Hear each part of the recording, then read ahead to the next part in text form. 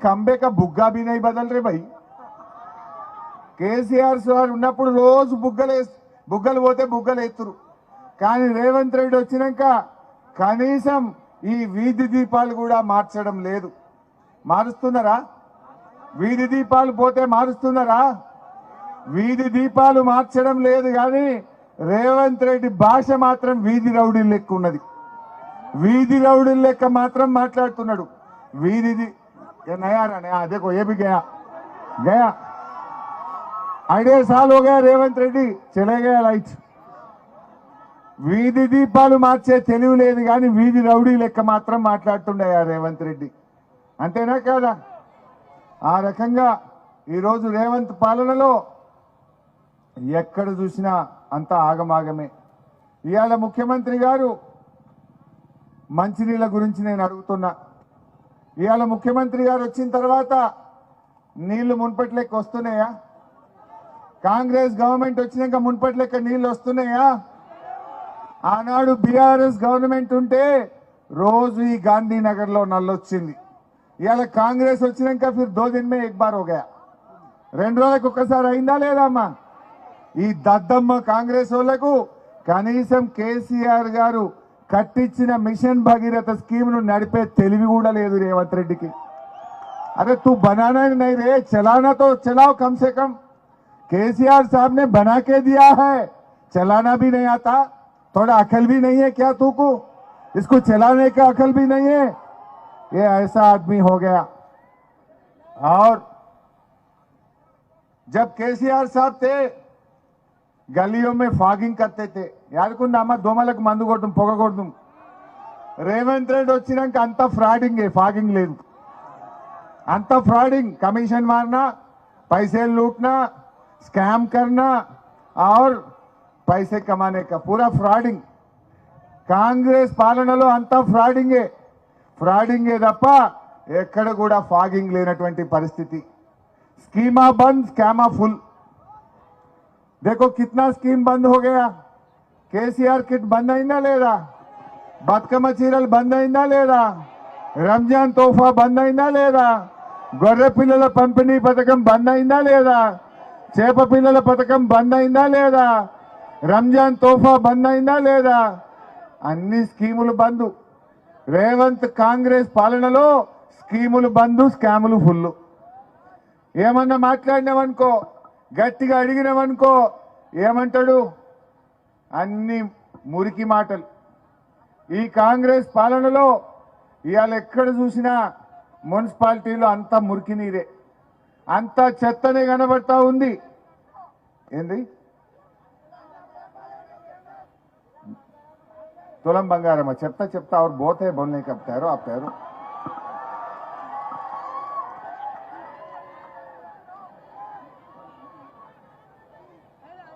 ఈరోజు ఎక్కడ చూసినా పట్టణాల్లో మురికి నీరే ఉంది. ఇవాళ ఏడ చూసినా మురికి కాలువలు సాఫ్ చేస్తలేరు. పట్టణ గల్లీల్లో చూస్తే మురికి, ముఖ్యమంత్రి నోరు చూస్తే కూడా మురికే. ఇవాళ గల్లీల్లో మురుగునీరు, ముఖ్యమంత్రి నోట మురుగు మాటలు. అంతకు మించి ఏమన్నా ఉన్నదా? ఇప్పుడు ఒక ముఖ్యమంత్రి ఏం చెప్పాలవ్వా? నేను మహాలక్ష్మి ఇచ్చినా నాకు ఓటేయి, నేను 4000 పింఛన్ ఇచ్చినా ఓటేయి, నేను ఏదైనా మంచి పని చేసినా అని ఓటేయమని అడగాలి. కానీ రేవంత్ రెడ్డి ఏదైనా ఒకటి చేస్తే కదా చెప్పుకుంటందుకు.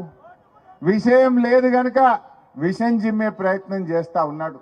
काम कुछ करा नहीं, बोलने के लिए कुछ नहीं है, इस वास्ते गंदा बात बोलते आ रहा है. ये बात हम समझना चाहिए. अरे कहीं झाड़ लगा रहे थे भाई, केसीआर साहब है तो लाखों झाड़ लगाए रोडों पे, जहां जमीन मिले झाड़ लगाए.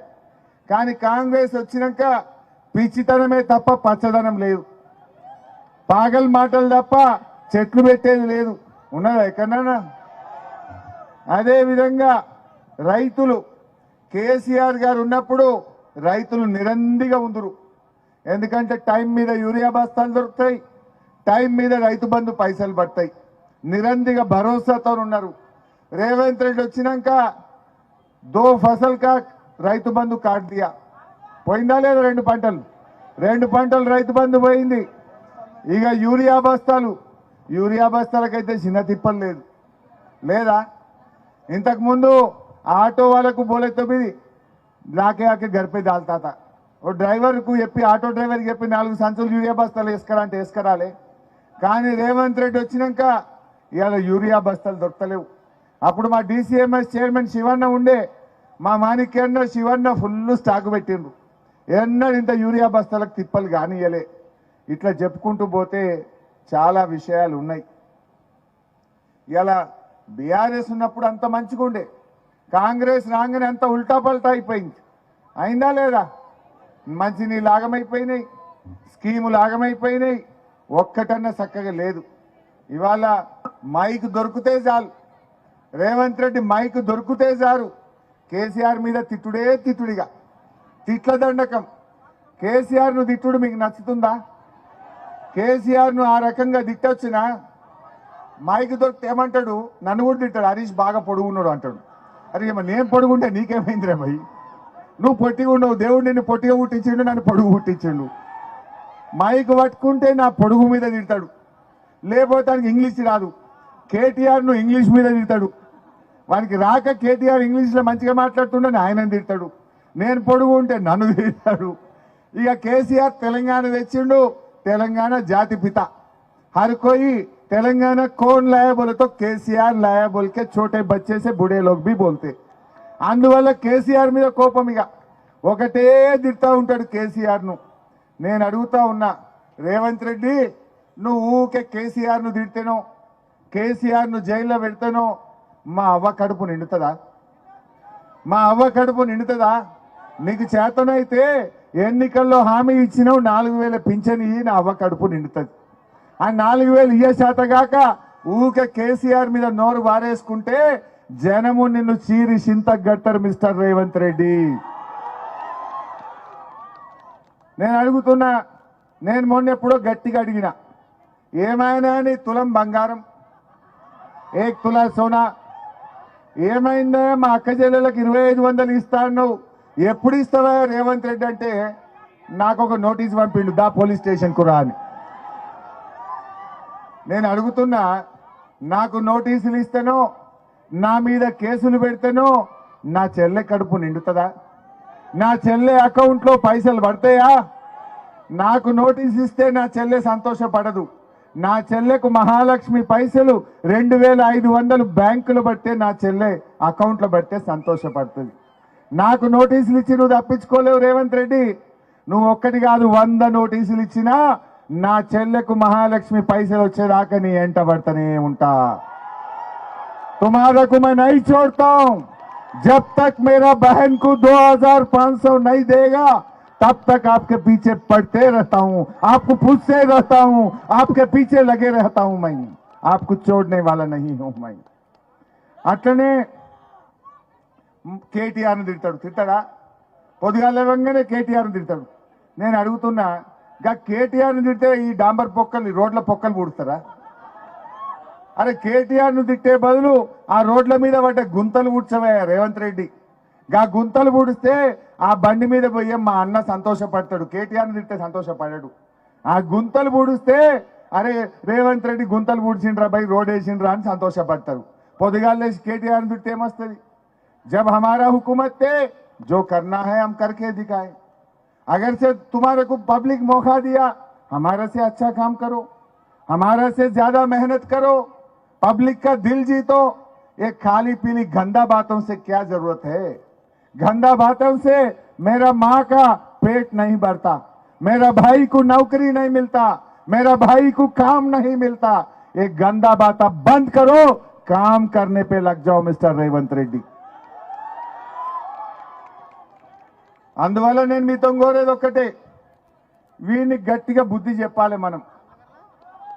ఈ పిచ్చి మాటలు బంద్ కావాలంటే, ఈ తలతిక్క వ్యవహారం బంద్ కావాలంటే మనము ఓటు అనే కొరడాతో రేవంత్ రెడ్డిని వాయించాలి. ఓటు అనే కొరడాతోని వాతలు పెట్టాలి రేవంత్ రెడ్డికి, గప్పుడే సోయికి వస్తాడు. అవునా కాదా? ఎందుకంటున్నా అంటే, అగర్సే ఆప్కే పాస్ మీ దగ్గర ఎవరన్నా ఇంకా కాంగ్రెస్ కోటేసినాం అనుకో, ఏమంటాడు?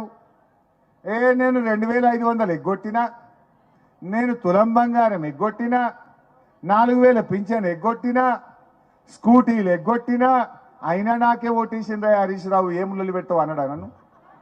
నేను గట్టిగా అడగద్దా? రేపు అసెంబ్లీలో బల్ల గుద్ది రేవంత్ రెడ్డిని నిలదీయద్దా? నేను నిలదీయాలంటే మీరు నాకు బలాన్ని ఇవ్వాలి. నేను చెప్తా, ఇక్కడ ఉండే మా అభ్యర్థులు వీళ్ళందరినీ కారు గుర్తు కొట్టేసి గెలిపియండి.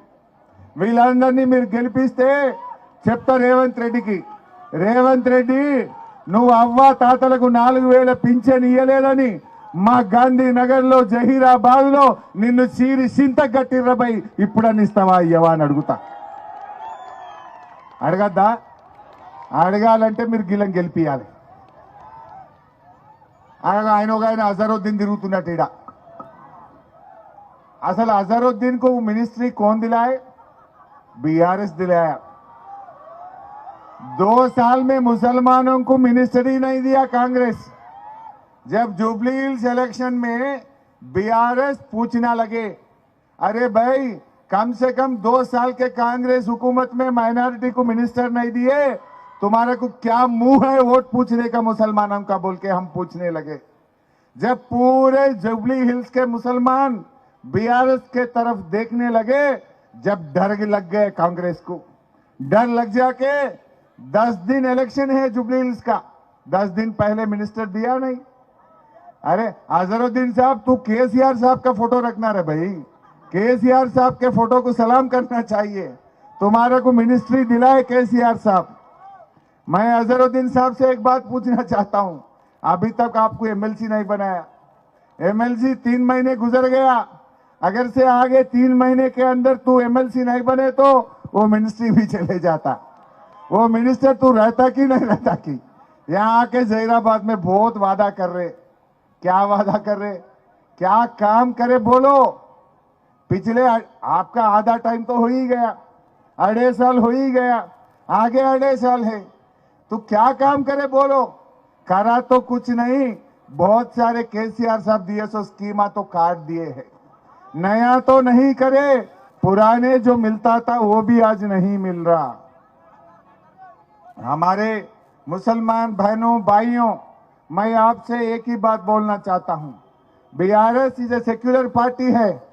बीआरएस सर कटाने के लिए तैयार रहेगा, लेकिन बीजेपी के सामने सर झुकाने के लिए हम तैयार नहीं है, हम कभी भी तैयार नहीं रहेंगे।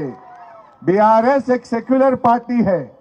केसीआर साहब पहली सीएम है इस देश में, इमाम मौजम साहब को तनख्वाह दिए सो पहली सीएम है केसीआर। रमजान महीने में कीमत कितना है छोड़ो, लेकिन रमजान महीने में आपको याद रख के रमजान का तोहफा भी जाए तो पूरी देश में केसीआर साहब है।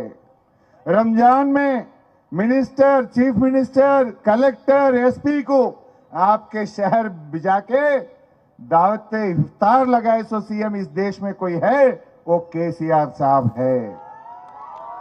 टिमरी स्कूल लगा के आपके बच्चों को, बच्चियों को, बहुत सारे लोगों को, लाखों के बच्चों को केसीआर साहब पढ़ाए। एक खुशी की बात मैं आपको बोलना चाहता हूं, इस साल जहीराबाद में 2 टिमरी स्कूल लगाए, बिल्डिंग भी बहुत अच्छा बनाया, आप देखे होंगे। मानिकराव साहब मैं जाके इनॉग्रेशन करा, बहुत खुशी हुआ मेरे को जाके। मैं केसीआर साहब को बोले तो उन्हें भी इतना खुशी हुआ, अरे बहुत खुशी हुआ। बात यह है, ये साल में अपने टिमरी स्कूल से 25 लड़के और लड़कियों को डॉक्टर सीट मिला, एमबीबीएस सीट मिला। टिमरीज में पढ़े से बच्चे, 1 रुपया नहीं, एक ऑटो ड्राइवर का बेटा है, एक तरकारी बेचने वाला है, एक खेती करने का किसान है, और एक डेली अड्डा लेबर है। अड्डा लेबर का बेटी आज डॉक्टर पढ़ रही। कैसा, किसके वजह से हो रहा? टिमरीज के वजह से, केसीआर साहब के वजह से। ఈ గులాబీ కండువా వల్ల ఈ రోజు వాళ్ళందరూ చదువుతా ఉన్నారు। 25 घरों में तो रोशनी आ गए ना, कितनी अच्छी खुशी की बात है। ये काम कौन करा? कुछ कांग्रेस करा। कांग्रेस क्या बोला? 4000 करोड़ बजट आया, क्या 1000 भी नहीं आए। कांग्रेस क्या बोला, बेरोजगार युवा को 1000 करोड़ देते, बोले 1000 पैसे दिया क्या? नहीं दिया, कुछ भी नहीं करा, एक काम भी नहीं करा। और केसीआर साहब का स्कीम था वो भी बंद हो रहा। रमजान तोहफा गया, केसीआर किट गया, पूरा एक एक स्कीम निकालना शुरू करे। जो पानी हर दिन मिलता था वो भी चले गया। ఫ్రీ బోల్ రే అచ్చా మా తమ్ముడు బస్సు ఫ్రీ గురించి చెప్పమంటుండు అది తెలియదా రేవంత్ రెడ్డి ఏమి ఇచ్చిందంటే బస్సు తప్ప అంత తుస్సే అయితే ఆ బస్సు సంగతి కూడా తెలవాలి మీకు భార్యకు ఫ్రీ భర్తకు డబుల్ టికెట్ అవునా కాదా భార్యకు ఫ్రీ అన్నాడు భర్తకు నిన్నటిదాకా 20 రూపాయలు ఉండే కోహిర్ ఇప్పుడు 40 అయిపోయింది కాలేదా ఇక ఆడికాడికి అయిపోయాయి భార్యకు ఫ్రీ అంటివి భర్తకు 20కి బదులు 40 రూపాయలు తీసుకుంటే ఇక నువ్వు ఇచ్చింది ఏమున్నది अंतेना क्या लेडीज को फ्री बोल रहा जेंट्स को डबल टिकट ये काय का बस फ्री है आपको मालूम हो गया लोगों सब समझ सकते रेवंत रेड्डी तुम्हारे से भी लोग होशियार हैं ये मत समझो कि तू ही होशियार है అయితే ఈరోజు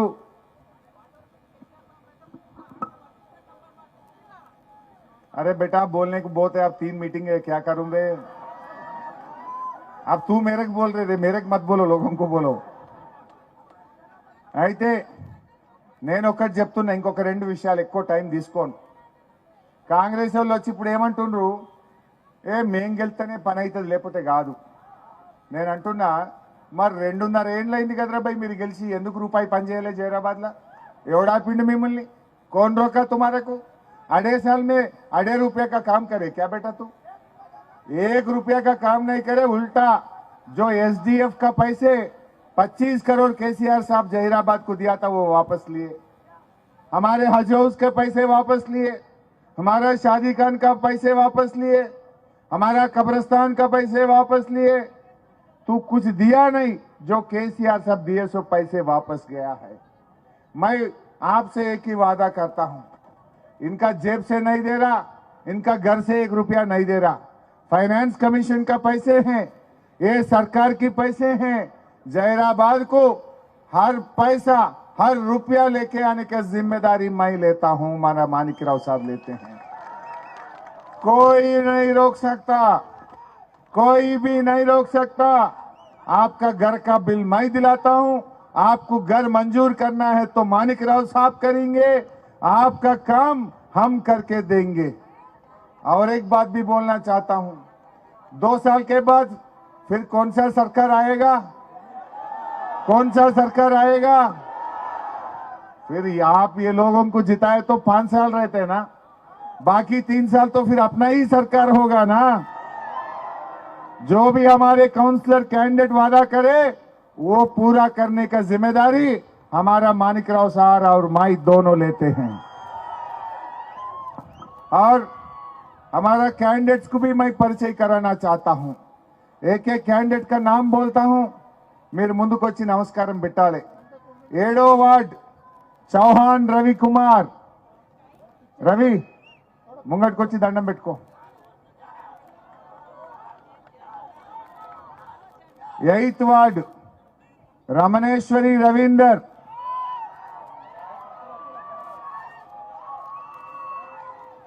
9వ వార్డ్ బిల్లాపురం పాండు मुदिराज पांडु मुदिराज 10వ वार्ड हमारे सैयद मोइनुद्दीन भाई बहुत सीनियर लीडर 23వ वार्ड మా చెల్లెలు పి మంజుల 24వ वार्ड परवीन याकूब भाई याकूब भाई तो पहले से तेलंगाना में 25 साल से काम करता बहुत मेहनत कीमत वाला आदमी है नीयत वाला आदमी है 25 वार्ड मोहम्मद जकीर भाई ఇక మరొక ఉద్యమకారుడు నా తమ్ముడు 26వ వార్డ్ బండి మోహన్ గారు मेरा खास आदमी है इनको पहले से भी 25 साल से मेरे साथ काम कर रहा बंडी मोहन बहुत कीमत वाला मेहनत वाला है ఆయన ఇంటికి పోయి చూసిన మొన్న వాళ్ళ అమ్మ చచ్చిపోతే ఇంత చిన్న ఇల్లు ఇప్పటికి కూడా అంటే గుడిసెలో ఉంటాడు ఇంకా. ఇతనే బార్ కౌన్సిలర్ జీతే నాయన చచ్చిపోతే పోయినా ఆయన ఎంత చిన్న ఇంట్లో ఉంటాడంటే అంత గరీబోడు మావోడు. 1 रुपया नहीं कमाए लेकिन पब्लिक का दिल जीते सो आदमी है बंडी मोहन.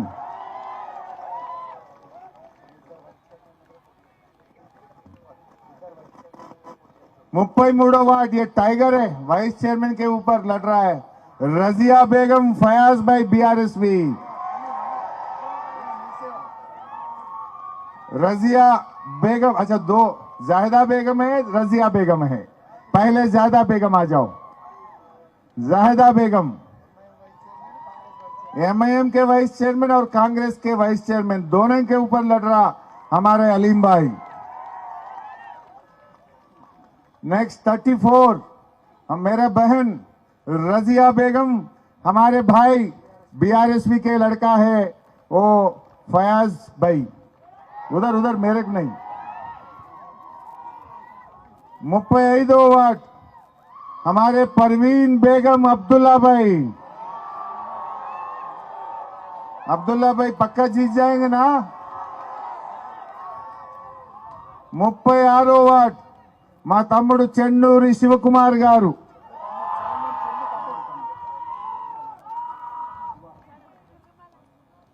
37 వార్డ్ పెద్దబాయి మహిపాల్. వీరందరినీ కూడా దయచేసి కారు గుర్తు కోటేసి గెలిపియండి. నడిమిట్ల బీజేపీ కూడా బయలుదేరట. నేను మాట్లాడుతున్నా वो बेकार है बात करना भी उसके बारे में. బీజేపీ కోటేసినా మోరీలేసినా ఒకటే అది. అది దండుగా రూపాయికి పనికిరాదు. అది నెత్తి మీద రూపాయి పెట్టే చారణ కమ్ముడు పోదు అది. అందుకే నేను బీजेपी గురించి నాకు తెలిసి జైరాబాద్ में कोई डालते बीजेपी को उसके बारे में बात करना भी बेकार है. అందుకే నేను ఎక్కువ మాట్లాడతలేను. అనవసరంగా బీజేపీలో ఏమన్నా 1 రూపాయి పనిచేసిండ్రా చెల్లె? ఎక్కడన్నా యాన్నన్నా ఇంతేమైనా సాయం జరిగిందా? దయచేసి ఆలోచన చేయండి. అందువల్ల వాళ్ళు ఏం చెయ్యరు కూడా. పేదవాళ్ళకు సాయం చేసే పార్టీ కాదు బీजेपी. పేదల వ్యతిరేక పార్టీ బీजेपी పార్టీ. హిందువుం के लिए ముస్లిమోं के लिए ఇద్దరికి కూడా పేదల పార్టీ, సెక్యులర్ పార్టీ మన బీఆర్ఎస్ పార్టీ. అందరూ కూడా కారు గుర్తు మీద ఓటేసి గెలిపించాలని కోరుతూ జై తెలంగాణ. కారు గుర్తుకే, కారు గుర్తుకే.